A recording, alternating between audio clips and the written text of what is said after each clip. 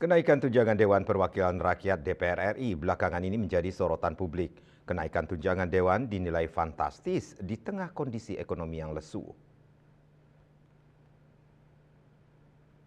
Kenaikan tunjangan Dewan Perwakilan Rakyat DPR RI juga disoroti Senator DPD RI Dr. Sri Igusti Ngurah Arya Wedakarna atau yang akrab disapa AWK.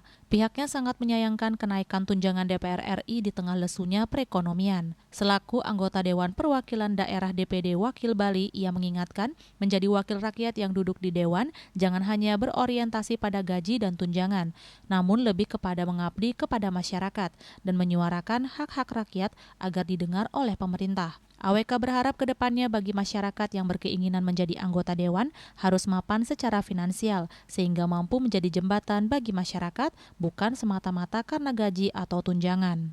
Ya, saya juga menyayangkan terkait dengan masalah kenaikan tunjangan, walaupun sebenarnya berita itu harus diklarifikasi oleh kesekjenan ya, baik itu DPR maupun juga mungkin oleh DPD. Ya, jadi kita sih sebagai anggota Dewan menerima aja, karena tujuan kalau saya pribadi menjadi anggota Dewan, tujuannya memang bukan buat gaji atau tunjangan, kita memang untuk mengabdi. Dan siogianya ke depan yang mau menjadi anggota Dewan ya, baik DPR sama DPD, menurut saya harus mampu dulu.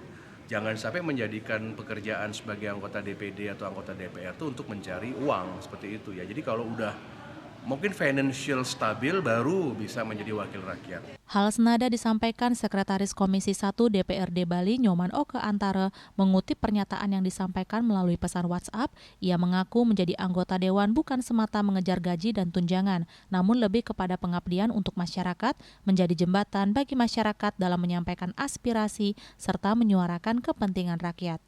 Sukma, Bali TV.